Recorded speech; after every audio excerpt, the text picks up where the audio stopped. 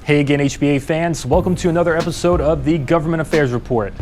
I'm Evan Lukadakis here to give you the inside scoop on what's affecting the home building industry at the national, state, and local levels.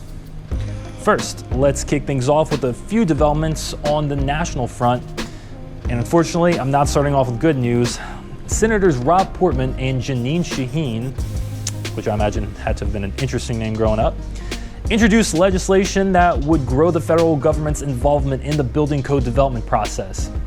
In essence, it would mandate overly costly and aggressive energy efficiency requirements, and this certainly does not sit well with us, especially while the country is in the midst of an affordable housing crunch.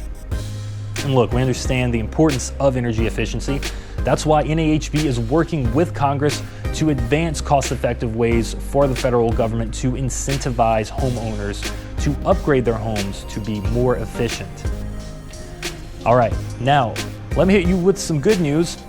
Over 5 million flood insurance policies are underwritten by the National Flood Insurance Program, which was set to expire on September 30th, but the House passed a continuing resolution that would keep the program running until November 21st.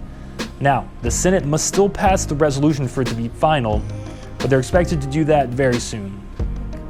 Okay, lastly on the national front, I have one piece of good and bad news.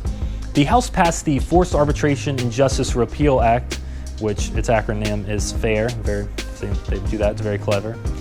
Which is legislation that would prohibit two parties from including pre-dispute arbitration agreements in a contract.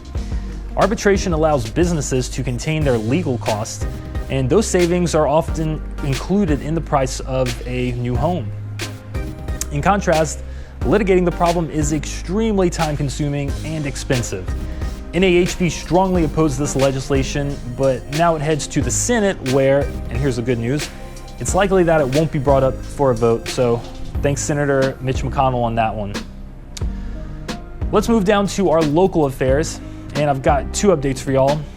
In New Orleans, Councilmember Moreno introduced an ordinance that would require multifamily and non-residential buildings to measure and disclose energy efficiency with the EPA's Energy Star program. Owners would have to use a certified energy benchmarker, that's what they included in the ordinance, to submit this information, which likely will cost owners a pretty penny. The council is expected to take action on their October 3rd meeting, and if you want to review this ordinance, I've included it in the video description. All right, lastly, in St. John the Baptist, the council passed a stormwater management plan ordinance, and to cut straight to the important details, if you're disturbing one or more acres of land, you'll need to submit your stormwater pollution protection plan, what's known as a SWIP, that you're already required to submit to the Louisiana Department of Environmental Quality. So you're going to take that and then submit it to the parish as well. Builders should bear no cost for this ordinance. We sat down with the Director of Planning and Zoning, Renee Pastor, to confirm that the changes wouldn't negatively affect builders in St. James. All right, folks, that's all I have for this episode. For more information on the topics I discussed today, check the video description for helpful links, and if you have any questions, please feel free to leave a comment below. Thank you, and I'll be back soon with another Government Affairs update.